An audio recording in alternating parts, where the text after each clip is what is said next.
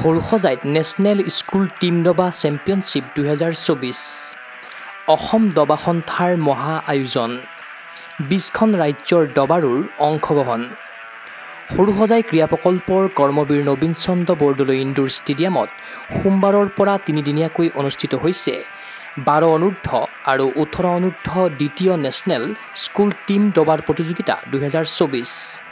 সৰ্বভাৰতীয় দবা ফেডাৰেশ্যনৰ তত্বাৱধানত অসম দবা সন্থাই আয়োজন কৰা এই প্ৰতিযোগিতাত অংশগ্ৰহণ কৰিছে 20খন ৰাজ্যৰ স্কুল পৰ্যায়ৰ দবাৰুৱে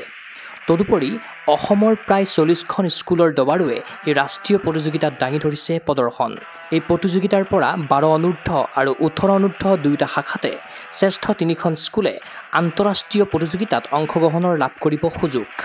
সোমবাৰে অনুষ্ঠিত উদ্বোধনী অনুষ্ঠানত উপস্থিত থাকিল অসম চৰকাৰৰ ক্ৰীড়া সচিব কেজে হিলালী ক্ৰীড়া সঞ্চালক প্ৰদীপ টিমুং টুৰ্ণামেণ্ট ডাইৰেক্টৰ মুকুতা ডেকা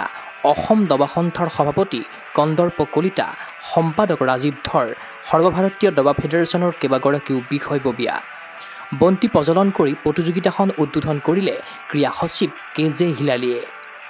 অসম চৰকাৰে দ্বিতীয় সংস্কৰণৰ খেল মহাৰণত দবা ইভেণ্ট অন্তৰ্ভুক্ত কৰাৰ কথা উল্লেখ কৰিলে ক্ৰীড়া সচিবগৰাকীয়ে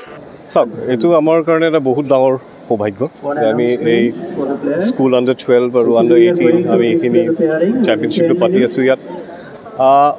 কি হয় যে চেছ ইমান বছৰ ধৰি আপোনালোকে নিজে ফ'ল' কৰি আছে চাগে স্পৰ্টছ ডিপাৰ্টমেণ্ট হিচাপে কিন্তু চেছৰ প্ৰতি যোনটো নতুন এটা এনথুজিয়াজম বোধহয় আপোনালোকে দেখি পাইছে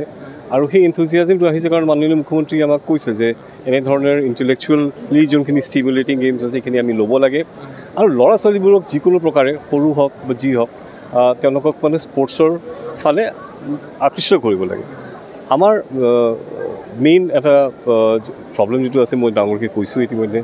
কোচিং ফেচিলিটিজ আমি বঢ়াব লাগিব কিবা প্ৰকাৰে যোনখিনি ভাল ল'ৰা ছোৱালী আছে যাক আমি টেলেণ্ট যাক আমি আইডেণ্টিফাই কৰিব পাৰোঁ সিহঁতক লৈহে আমাৰ ফিউচাৰ প্লেনছটো আমি কৰিব লাগিব অকণমান সময় লাগিব আমি নতুনকৈ আৰম্ভ কৰিছোঁহে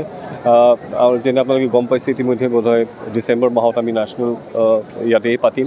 আৰু এই ধৰণেৰে আমি যেতিয়া এইবোৰ গেমছ পাতোঁ কি হয় যে ইয়াৰ যোনখিনি টেলেণ্টেড সিহঁতি অবভিয়াছলি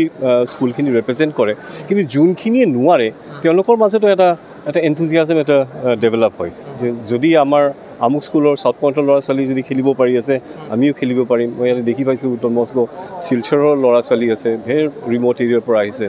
আৰু খেল মহাৰণৰ যোনটো আমি কথা মাননীয় মুখ্যমন্ত্ৰী ডাঙৰীয়াই ইতিমধ্যে এপ্ৰুভ কৰিছে চেছটো আমি ইনক্লুড কৰিছোঁ এইবাৰ আৰু মই ভাবোঁ যে এবছৰ যেতিয়া আমাৰ খেল মহাৰণ 2.0 শেষ হ'ব তেতিয়ালৈকে আমি যথেষ্টখিনি কিন্তু আমি প্ৰচাৰ আৰু মানে সেই চেছক আমি পপুলাৰাইজ কৰিব পাৰিম এখন গুৰুত্বপূৰ্ণ টুৰ্ণামেণ্ট অনুষ্ঠিত কৰাৰ দায়িত্ব অসম দবা সন্থাক অৰ্পণ কৰাৰ বাবে ৰাজ্যিক সন্থাৰ সম্পাদক ৰাজীৱ ধৰে কৃতজ্ঞতা জ্ঞাপন কৰিলে সৰ্বভাৰতীয় দবা ফেডাৰেশ্যনক তিনিদিনীয়াকৈ অনুষ্ঠিত ৰাষ্ট্ৰীয় প্ৰতিযোগিতাখনৰ সন্দৰ্ভত মন্তব্য কৰিছে ৰাজ্যিক সন্থাটোৰ সম্পাদক ৰাজীৱ ধৰে আমাৰ আজি 12 তাৰিখৰ পৰা আমাৰ আৰম্ভণি হৈছে শুভ আৰম্ভণি আপোনালোকে গম পাইছে ইতিমধ্যে আমাৰ স্পৰ্টছ ছেক্ৰেটাৰী নিজে উপস্থিত আছিল আমাৰ মুঠ 12, 13, 14 তিনিদিনীয়া খেল হ'ব টোটেল 9 ৰাউণ্ডৰ খেল অনুষ্ঠিত হ'ব ভাৰতবৰ্ষৰ 20খনমান ৰাজ্য ইয়াতে আহি উপস্থিত হৈছে ইতিমধ্যে আমাৰ এইটো খেল একচুৱেলি স্কুল লেভেলৰ হয় এইটো কাৰণে স্কুল ৱাইজ আহিছে তেওঁলোকে আৰু আমি আটাইতকৈ গৌৰৱান্বিত হৈছোঁ যে আমাৰ যেটো আপোনালোকে গম পায় গ্ৰুকেছ বা প্ৰজ্ঞানন্দ যেখন স্কুলৰ পৰা কৰে ভেলামাল তাৰ পৰা আমাৰ ইয়াতে 4টা টিম আহিছে চ' সেইটো আমাৰ কাৰণে আমাৰ যিবিলাক খেলুৱৈ আছে আমাৰ অসমৰ যিবিলাক স্কুল আছে তেওঁলোকে শিকিব পাৰিব একচুৱেলি এই স্কুলটোত কি আছে যে তাৰ পৰা 8টাকে গ্ৰেণ্ড মাষ্টাৰ পাইছে ভাৰতবৰ্ষ আৰু ভৱিষ্যত দিনত আমাৰ আৰু নেশ্যনেল কৰাৰ প্ৰকল্প আছে আমাৰ ফেব্ৰুৱাৰী মাহত আমি স্কুল চেছখন অৰ্গেনাইজ কৰিম জানুৱাৰী মাহত আমাৰ গ্ৰেণ্ড মাষ্টাৰ দ্বিতীয় যেখন গুৱাহাটী আপোনালোকে গম পায় এখন আমি অনুষ্ঠিত কৰিম আৰু তাৰ বাদ দি আমাৰ এতিয়া গভৰ্ণমেণ্টৰ লগত আপোনালোকে ইতিমধ্যে গম পাইছে চেছটো তেওঁলোকে খেল মহাৰণত প্ৰথমবাৰ ইনক্লুড কৰিছে তো খেল মহাৰণৰ এটা বিশাল প্ৰস্তুতি আমাৰ চলি আছে অসমৰ মোৰ দেন 40 স্কুল আমাৰ জইন কৰিছে আৰু বাহিৰৰ 20খন আহিছে এখন খেল প্ৰাইজ মানি খেল নহয় এখন আমাৰ মেডেল খেল হয় প্ৰাইজ ট্ৰফি থাকিব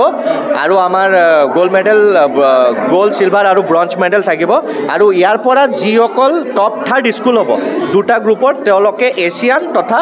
ৱৰ্ল্ড লেভেলৰ খেলিবলৈ সুযোগ পাব এইটো ফাৰ্ষ্ট টাইম একচুৱেলি এইটো ভাৰতবৰ্ষত দ্বিতীয়বাৰৰ কাৰণে হৈ আছে ইয়াৰ আগতে পণ্ডিচেৰী ইয়াতে আমাৰ অৰ্গেনাইজ কৰিছিল আৰু আমি এবাৰ সদৌ অসম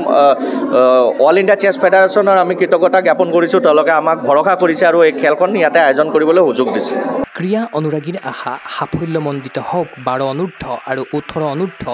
দ্বিতীয় নেশ্যনেল স্কুল টীম দবা প্ৰতিযোগিতা 2024 এনে প্ৰতিযোগিতাৰ আচলত ধৰি আন্তঃৰাষ্ট্ৰীয়মুখী হওক স্কুল পৰ্যায়ৰ অসমৰ দবাৰো অঞ্জনা দাসৰ সহযোগত চিন্ময় বৰাৰ প্ৰতিবেদন গুগল স্পৰ্টছ এনে